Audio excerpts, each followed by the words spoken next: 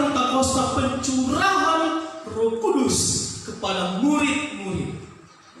Pencurahan Roh Kudus pada murid-murid. Hari ini kita sama-sama merayakan hari Pentakosta. Apakah hari Pentakosta juga pencurahan Roh Kudus kepada kita hari ini? Tidak. Kita mengingat kembali, bersyukur Roh Kudus sudah dicurahkan, sudah diberikan kepada orang yang percaya kepada Kristus. Amin. Kita hari ini hanya mengingat kembali, bersyukur, berterima kasih. Tuhan sudah memperbarui hidup kita. Yang lama sudah berlalu, sesungguhnya yang baru sudah datang. Hari ini kita sama-sama belajar firman Tuhan. Hari ini saya kasih judul hidup berubah. Amin. Hidup berubah karena siapa yang mengubah? Roh Kudus. Roh Kudus mengubah hati para murid saat itu. Kalau kita melihat perjalanan para murid, mereka awalnya ketakutan, bersembunyi, hilang sukacita. Tetapi mereka berubah bersukacita. Kenapa? Berubah berani. Karena Roh Kudus turun atas mereka. Karena Roh Kudus adalah yang memberi kekuatan kepada para murid-murid. Dan bahkan dikatakan Roh Kudus itu tinggal di dalam diri setiap orang percaya. Kalau Roh Kudus ada ketika kita percaya kepada Kristus, Roh Kudus sudah ada. Kita tidak menanti-nanti Roh Kudus, tapi kita bersyukur sudah ada Roh Kudus dalam hidup kita untuk memberi kekuatan kepada kita. Baik, Bapak Ibu yang dikasihi Tuhan, mari kita lihat firman Tuhan hari ini menjadi berkat bagi kita, menjadi perenungan bagi kita orang-orang yang percaya kepada Kristus. Mari kita lihat Kisah Para Rasul 2 ayat 1 sampai 13. Nanti saya minta tolong bagi Bapak Ibu yang akan membacakan firman Tuhan ya. Mari kita baca Kisah Para Rasul 2 ayat 1 sampai 13. Jemaat Tuhan yang ada di rumah, buka Kisah Para Rasul 2 ayat 1 sampai 13. Adik Rudi mungkin juga bisa tayangkan kepada jemaat yang ada di rumah. Tahu Para Rasul 2 ayat 1 sampai 13. Mari kita baca bersama-sama firman Tuhan ini.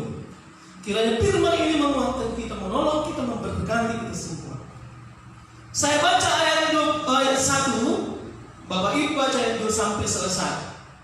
1, 2, 3 ya, begini firman Tuhan. Untuk menghormati firman Tuhan, mari kita bangkit berdiri. Saya akan baca ayat 1. Ketika tiba hari Pentakosta, semua orang percaya berkumpul di satu tempat. Tiba-tiba bermula dari langit berbunyi seperti tiupan angin keras dan memenuhi seluruh rumah di mana mereka duduk. Dan tampaklah kepada mereka lidah-lidah seperti nyala api yang bertebaran dan hinggap pada mereka masing-masing. Maka penuhlah mereka dengan Roh Kudus, lalu mereka mulai berkata-kata dalam bahasa-bahasa lain seperti yang berkata oleh Roh kepada mereka untuk anak-anak. Waktu itu di Yerusalem diam orang-orang Yahudi yang saleh dari segala bangsa di bawah kolong langit. Ketika turun gunung berkerumun orang banyak, mereka bingung karena mereka masing-masing mendengar bahasa itu berkata-kata dalam bahasa mereka sendiri. Mereka semua tercengang dan heran, lalu berkata, bukankah mereka semuanya yang berkata-kata itu orang Galilea? Bagaimana mungkin kita masing-masing mendengar mereka berkata-kata dalam bahasa sendiri, yaitu bahasa yang kita pakai di bahasa kita. Kita orang Partia, Media, Elam, penduduk Mesopotamia, Yudea dan Kapadokia, Pontus dan Asia, Libya dan Pamfilia, Mesir dan daerah-daerah yang berdekatan dengan Kirene, pendatang-pendatang dari Roma. Baik orang Yahudi maupun penganut agama Yahudi, orang Kreta dan orang Arab. Kita mendengar mereka berkata-kata dalam bahasa kita sendiri tentang perbuatan besar yang dilakukan Allah. Mereka semua dengan senang sama-sama memahami dan berkata satu kepada yang lain, apakah adanya ini? Tetapi orang lain menyindir, mereka sedang mabuk oleh anggur manis. Puji Tuhan. Satu Bapak Ibu. Hidup yang baru, hidup yang berubah Kudus. Itulah yang terjadi kepada murid-murid pada saat itu. Amin. Bapak Ibu yang dikasihi oleh Tuhan, Pentakosta dalam Perjanjian Baru itu berbicara turunnya Roh Kudus kepada murid-murid. Turunnya Roh Kudus kepada murid-murid pada saat itu. Itu terjadi kapan? 50 hari setelah kenaikan Yesus ke surga. Makanya Tuhan Yesus berkata, jangan pergi kemana-mana, tinggal di Yerusalem, tunggu apa yang dijanjikan oleh Bapa. Kita bisa lihat.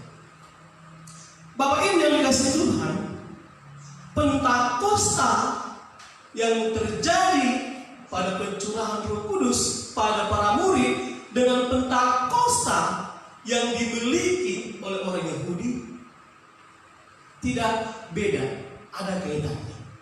Mari kita lihat Bapak Ibu sebelum kita masuk kepada firman Tuhan. Pentakosta dalam Perjanjian Lama biasanya itu hari ke-50 setelah Paskah, dalam PL maksudnya, Paskah dalam PL, ketika mereka diperbudak oleh bangsa Mesir. Ketika mereka bebas dari bangsa Mesir. Mari kita lihat dulu di dalam firman Tuhan sebelum kita nanti masuk, apa kaitannya antara PL dengan PB.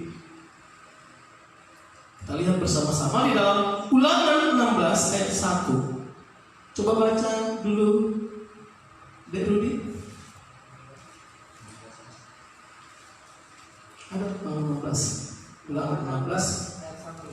Jadi firman Tuhan, yang 8 bulan Abib merayakan Paskah bagi Tuhan Allahmu.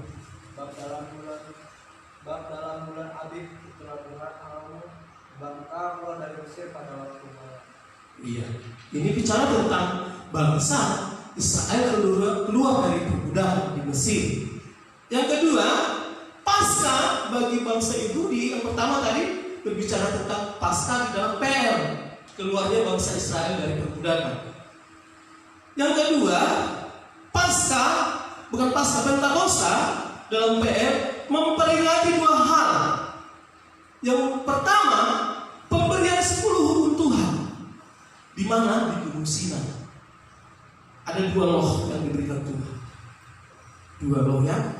Baru kedua, perayaan syukur. Perayaan syukur tentang apa? Karena ada panen yang diterima oleh bangsa Israel dan juga dipersembahkan hasil panen itu.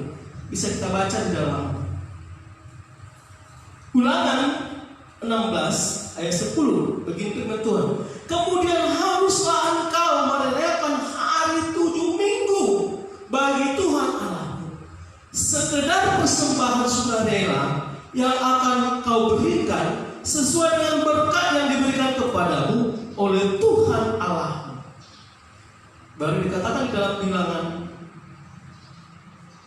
bukan di dalam Bilangan, tetapi Keluaran 34 ayat 22, hari raya 7 minggu, yakni hari raya buah bungaran dari penuaian gandum, haruslah kau rayakan. Juga hari raya pengumpulan hasil pada pergantian tahun. Rupanya Pentakosta dalam PL, nanti di Yoel dikatakan Tuhan akan mencurahkan Roh Kudus kepada orang-orang percaya. Dalam Yoel, nanti bisa dibaca sendiri Yoel. Coba dicari Yoel ya. Di dalam Kisah Para Rasul 12 ini, firman Tuhan dalam PL digenapi dalam Kisah Para Rasul 2 ayat 1 sampai 13. Jadi kalau kita lihat di pasal 2 ayat 1 itu berbicara tentang Paskah yang terjadi di dalam Paskah PL. Berbicara tentang Paskah yang terjadi dalam PL. Ketika tiba hari Pentakosta, semua orang berkumpul di satu tempat. Di mana tempatnya? Biasanya bangsa Israel yang sudah menyebar kemana-mana, kalau merayakan Pentakosta, mereka datang ke Yerusalem. Mau dari bangsa manapun, mereka datang ke Yerusalem untuk merayakan Paskah tadi, merayakan Pentakosta, merayakan Pentakosta bersama-sama.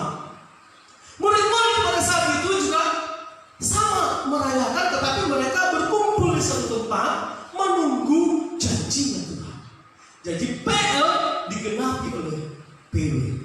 Sehingga dikatakan di dalam ayat 2, tiba-tiba turunlah dari langit suatu bunyi seperti tiupan angin yang keras yang memenuhi seluruh rumah di mana mereka duduk. Kita nggak tahu di mana tempat rumahnya. Apakah itu waktu mereka perjamuan terakhir? Kita nggak tahu. Tetapi di suatu tempat yang pasti itu di Yerusalem kejadiannya. Pada saat itu ramai sekali. Pada saat itu ramai sekali karena bangsa Yahudi yang sudah diaspora atau menyebar ke negara lain, mereka kembali untuk merayakan. Itu wajib hukumnya. Bagi yang dewasa laki-laki wajib harus datang ke Yerusalem. Lalu dan tampaklah ayat 3, dan tampaklah kepada mereka lidah-lidah seperti nyala api yang bertebaran dan hinggap pada mereka masing-masing. Yang pertama, saya ambil poinnya yang pertama, hidup yang berubah ketika Roh Tuhan turun ke atas kita masing-masing. Amin. Ketika Roh Kudus ada di dalam hidup kita masing-masing, hidup kita berubah. Yang lama sudah berlalu, sesungguhnya yang baru sudah datang. Saya melihat di situ, Bapak Ibu. Yang pertama, Roh Kudus harus ada pada diri orang percaya. Supaya kita bisa berubah, Roh Kudus harus ada pada diri kita orang percaya. Di ayat 20, Rasul 2 ayat 2 sampai 3. Ketika Roh Kudus ada pada murid-murid, hidup mereka berubah. Yang tadinya mereka ketakutan, bimbang, ragu, dan ketika mereka bersembunyi, tetapi mereka berubah, diubahkan oleh Tuhan karena Roh Kudus ada pada diri mereka masing-masing. Siapakah Roh Kudus? Ada yang mengatakan Roh Kudus itu kekuatan Allah. Roh Kudus itu power Allah. Salah, Bapak Ibu. Roh Kudus itu adalah pribadi Allah. Dia Allah sendiri yang turun ke dunia dan tinggal di dalam hidup orang percaya. Amin. Bahkan dikatakan Roh Kudus itu adalah pribadi yang bisa merasakan perasaan manusia. Dia juga dikatakan bisa merasakan, dia juga menangis. Dan seperti apa yang dialami oleh manusia. Ada acara mengatakan dia hanya tenaga yang keluar dari Allah. Tidak. Itu adalah pribadi Allah yang ketiga. Allah Bapa, Allah Kudus. Dikatakan dia hanya kekuatan yang keluar dari Allah. Salah, Bapak Ibu. Dia adalah pribadi dan turun ke dunia, dan dialah yang memberi kekuatan. Allah itu sendiri, Allah Kudus yang memberi kekuatan. Bahkan dia juga yang dikatakan merasakan penderitaan manusia, dan juga dia yang bisa menyingsatkan manusia dari dosa dan pelanggaran. Itu Roh Kudus. Jadi setiap orang percaya, kapan itu Roh Kudus ada? Waktu kita percaya pertama kali. Waktu kita menerima Kristus sebagai Tuhan kita, Roh Kudus ada dalam hidup kita. Bahkan Roh Kudus itu yang menjadi materai bagi kita. Roh Kudus itu yang menjadi jaminan kita. Waktu Tuhan Yesus nanti datang kedua kali, Dia yang menjadi kita. Jadi ada beberapa orang masih menunggu Roh Kudus turun. Masih menunggu Roh Kudus turun. Tapi orang yang percaya kepada Kristus tidak menunggu Roh Kudus turun, tetapi sudah ada Roh Kudus bagi kita. Pencurahan Roh Kudus yang pertama yang terjadi di alami para murid itu adalah awal gereja pertama. Mungkin gereja tidak secara gedung, tapi mungkin gereja itu secara murid-murid pertama. Bukan hanya murid-murid yang menerima Roh Kudus, tetapi setiap orang yang percaya kepada Kristus. Saat itu banyak orang yang percaya kepada Kristus. Mereka juga mengalami turunnya Roh Kudus dalam hidup mereka. Sama juga dengan kita. Roh Kudus sudah ada pada kita. Kita tidak menanti-nanti lagi, tetapi kita bersyukur Roh Kudus sudah ada bagi kita. Amin. Roh Kudus tinggal, bukan keluar masuk. Dia tinggal di dalam hidup kita, tinggal di dalam hidup orang percaya sebagai jaminan orang percaya. Pertanyaannya, kok ada yang berbalik kepada Kristus? besar bagi kita. Ada orang Kristen yang meninggalkan Kristus. Itu menjadi pertanyaan. Saya berpikir mungkin orang ini belum ada Roh Kudus. Walaupun dia Kristen, Kristen tidak menjadi dia menjadi Roh Kudus ada pada dia. Tetapi orang yang sudah memiliki Roh Kudus pasti tidak pernah meninggalkan Yesus. Amin. Sudah ada. Jadi kita tidak menunggu lagi Roh Kudus, tetapi kita sudah memiliki Roh Kudus. Roh Kudus ada pada kita. Itu yang memberi kekuatan kepada kita. Pesan firman Tuhan pada kita adalah Tuhan memberikan kekuatan kepada kita. Untuk apa? Untuk menghadapi situasi yang sulit. Ketika Roh Kudus ada pada orang percaya, dia pasti kuat. Karena Roh Kudus itu sendiri, pribadi Allah itu sendiri yang ada pada orang percaya. Dia menghibur, menguatkan, memberi kekuatan selalu kepada orang-orang percaya. Bahkan dikatakan Roh Kudus itu yang menjamin kita pada kesudahan. Itulah yang kita peringati. Kita bersyukur dan bersyukur. Kenapa? Karena Roh Kudus ada pada kita. Itu ayat 2 sampai 3. Roh Kudus bukan hanya kepada murid-murid diberikan Tuhan, tetapi kepada semua orang percaya yang ada di seluruh dunia. Asal dia percaya, menerima Kristus sebagai Tuhan dan Juru Selamat, dia akan menerima Roh Kudus. Tinggal selama-lamanya. Tidak keluar masuk Roh Kudus itu. Tinggal selama-lamanya. Nanti ada pertanyaan Bapak Ibu begini. Bagaimana dengan kalau saya berbuat dosa, Pak? Saya masih berbuat dosa. Itulah, kalau kita berbuat dosa, Roh Kudus akan berdiam diri atau berduka.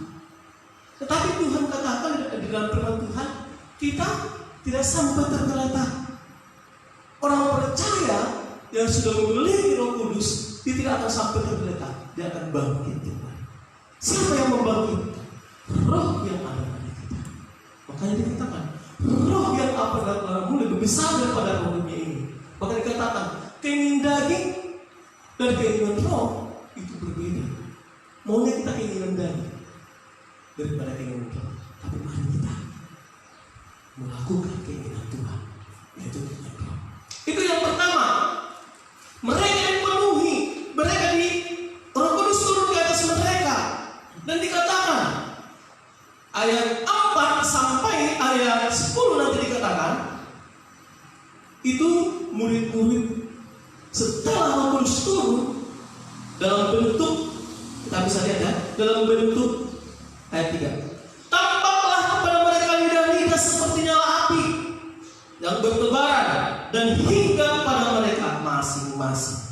Jadi Roh Kudus itu seperti nyala api. Bagi apa dikatakan, maka penuhlah mereka dengan Roh Kudus. Maka penuhlah mereka dengan Roh Kudus. Lalu mereka mulai berkata-kata dalam bahasa lain, seperti yang diberikan Roh itu kepada mereka untuk mengatakan. Nanti lanjut selanjutnya, mengatakannya. Dan yang kedua, supaya hidup kita hidup berubah, harus dipenuhi oleh Roh Kudus. Menerima Roh Kudus hanya satu kali, tapi dipenuhi Roh Kudus harus setiap saat. Amin. Apakah dipenuhi Roh Kudus haruskah berbahasa roh? Saya pikir tidak. Saya pikir tidak. Dipenuhi Roh Kudus di situ adalah, saya pikir harus sikap kita yang berubah. Setiap saat kita berbahasa roh, tapi perubahan hidup tidak ada, sama saja tidak ada perubahan. Lebih baik kita berubah sikap. Tetapi apakah masih ada bahasa roh? Masih ada. Kita tidak mungkin bahasa roh itu apa. Nah, bahasa roh itu bisa membangun jemaat, kata Paulus, bisa juga membangun diri sendiri. Di sini dikatakan mereka dipenuhi oleh Roh Kudus sehingga berbahasa yang lain. Kenapa harus berbahasa roh? Saya pikir begini Bapak Ibu.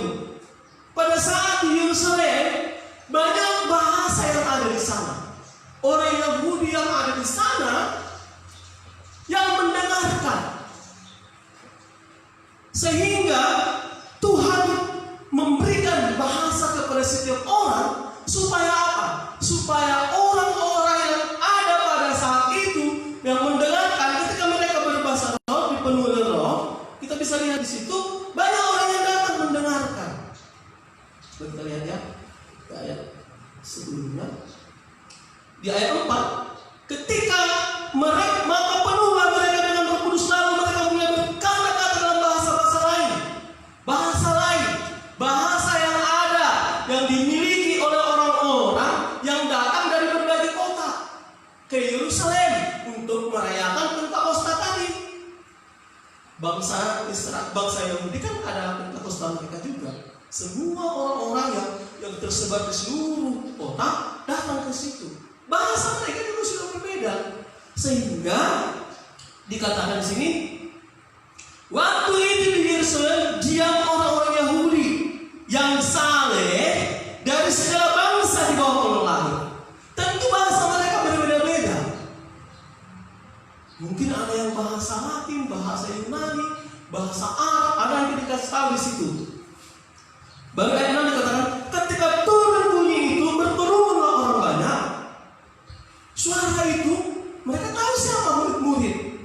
Kalau murid-murid saya pikir bahasa mereka mungkin masih bahasa ini ya, bahasa mereka ya, satu bahasa mungkin. Tapi tiba-tiba turun bahasa yang berbeda sama dengan bahasa mereka. Mereka bingung karena mereka masing-masing mendengar rasul-rasul itu berkata-kata dalam bahasa mereka sendiri. Rasul-rasul itu tidak terpelajar, tapi kok bisa bahasa mereka berbeda? Kok bisa sama dengan bahasa mereka yang datang itu begitu? Mereka heran. Mereka semua tercengang dan heran. Lalu berkata, bukankah mereka semua yang berkata-kata ini orang Galilea? Orang Galilea, tahu? Coba baca orang Galilea itu orang apa? Mungkin di situ dikatakan orang yang tidak terpelajar, mungkin bahasa mereka hanya satu. Bagaimana mungkin kita masing-masing mendengar mereka berkata-kata dalam bahasa kita sendiri, yaitu bahasa yang dipakai di negeri asal kita? Ini yang membuat mereka heran. Siapa yang memberikan bahasa itu? Roh Kudus sendiri memberikan kepada murid-murid bahasa yang berbeda. Kalau kita kaitkan dengan ini ya, apa namanya? Menara Babel, situ semua kan satu bahasa. Tapi Tuhan serahkan, jadi pecah. Tapi di sini beda, satu bahasa. Tuhan berikan dia kepada murid-murid beda bahasa. Untuk apa? Menyatukan kembali orang percaya. Baru dikatakan lagi, ketika orang Partia, Media, dalam penduduk Mesopotamia, Yudea dan Kapadokia, Pontus dan selanjutnya dikatakan, tujuan daripada Allah memberikan bahasa yang baru. Supaya apa? Supaya orang-orang yang ada di sana mengerti apa yang mereka sampaikan. Amin. Sehingga Tuhan kasih karunia kepada mereka. Tujuannya satu, supaya orang-orang yang ada di sana, orang-orang Yahudi yang ada di sana, percaya kepada kematian Kristus, percaya kepada kebangkitan Kristus. Amin. Supaya mereka mengerti.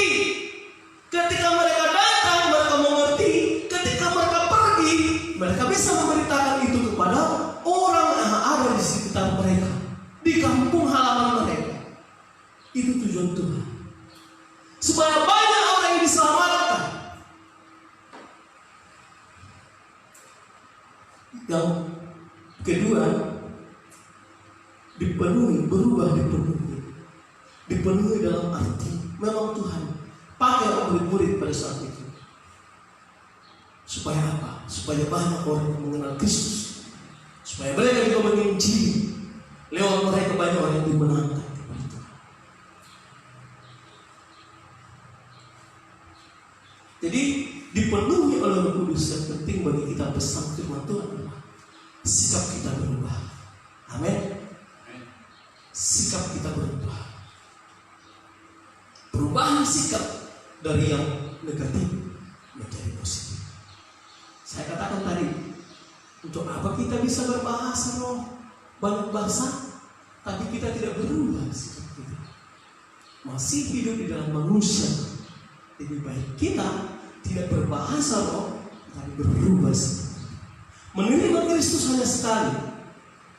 Roh Kudus ada pada kita, dipenuhi oleh Roh berkali-kali, sehingga kita berubah ke hal yang positif. Amin. Itu menjadi pesan kita hari ini. Rupanya orang yang sudah berubah, kita lihat yang ketiga, hidup yang sudah berubah, yang diubahkan oleh Roh Kudus. Yang ketiga dikatakan di sini ayat 11-13. Mari kita baca ayat 11-13. Baik orang Yahudi maupun penganut agama Yahudi, orang Kreta dan orang Arab, kita mendengar mereka berkata-kata dalam bahasa kita sendiri tentang perbuatan-perbuatan besar yang telah.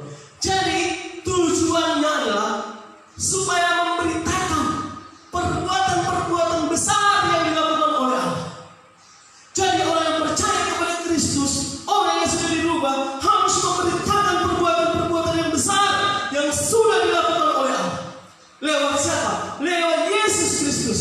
Makanya Roh Kudus memberi bahasa yang berbeda-beda, supaya semua orang yang mendengar saat itu, mereka mengerti apa yang disampaikan oleh Allah kepada yang ada di sana. Di sini dikatakan di ayat 12, ayat 11, perbuatan baik orang Yahudi maupun penganut agama Yahudi, orang Kreta dan orang Arab, kita mendengar mereka berkata-kata dalam bahasa kita sendiri tentang perbuatan besar yang dilakukan Allah. Jadi Allah, Roh Kudus berbicara lewat murid, ada tujuannya, supaya orang-orang yang di sana mengerti apa pesan yang disampaikan oleh Allah kepada murid-murid, kepada orang banyak. Rupanya jelas pesannya Bapak Ibu, memberitakan perbuatan yang besar. Kalau satu bahasa mungkin saat itu mereka tidak mengerti yang datang. Hanya orang yang mendengarkan, mereka mengerti perbuatan apa yang sudah dilakukan oleh Allah kepada manusia. Yang paling penting di sana perbuatan Allah yang begitu besar, bahwa Yesus sudah menyelamatkan orang berdosa. Barang siapa percaya kepadanya diselamatkan oleh Tuhan. Orang yang berdosa diselamatkan oleh Tuhan. Itulah perbuatan Allah yang besar. Barang siapa yang percaya kepada Kristus yang disalib, dia diselamatkan. Itu perbuatan yang besar. Injil adalah perbuatan Allah yang besar. Karena dikatakan Injil adalah kekuatan Allah yang menyelamatkan manusia dari dosa. Bahwa di sini dikatakan, di situ berita adalah perbuatan-perbuatan yang besar. Injil itu, Yesus itu yang sudah mati, bangkit dan naik ke surga. Dia akan datang kembali. Barang siapa yang percaya kepada Kristus tidak akan binasa. Amin. Itulah perbuatan-perbuatan Allah yang besar. Manusia awalnya sudah berdosa, harus dihukum oleh Tuhan. Tetapi oleh karena perbuatan Allah yang besar, diselamatkan oleh Tuhan. Supaya apa? Tidak turun dihukum. Jadi itu perbuatan Allah yang besar. Itu yang paling penting dalam hidup kita. Jadi semua orang diselamatkan lewat Injil, lewat kematian Yesus. Makanya murid-murid saat itu berubah. Mereka berani memberitakan kebenaran firman Allah. Dikatakan di situ Petrus, setelah menerima Roh Kudus, mereka berani. Yang awalnya mereka hanya penakut, bersembunyi. Tetapi ketika mereka Roh Kudus ada pada diri mereka, hidup di dalam hidup mereka, itu yang memberikan keberanian. Di dalam Kisah Para Rasul 1 ayat 8 dikatakan. Mari kita lihat dulu Kisah Para Rasul 1. Baca dulu deh. Ini. Orang percaya akan dilengkapi dengan kuasa Roh Kudus.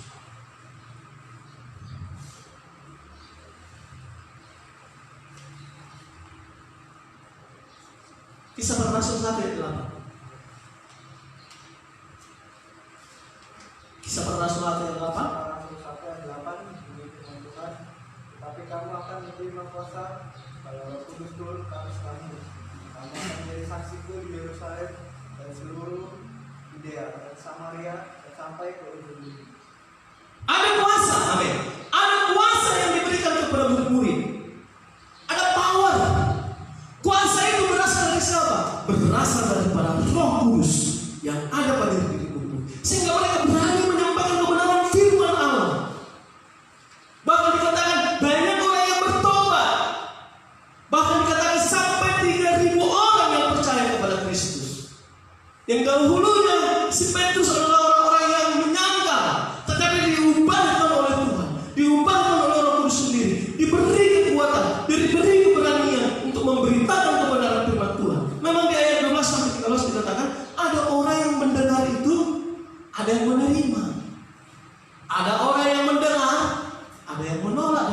mencibir. Di ayat selanjutnya dikatakan, ayat 12 dikatakan, mereka semua tercengang-cengang dan sangat termangu-mangu sambil berkata kepada yang lain, apakah artinya? Jadi ada respon yang positif, ada juga respon yang negatif.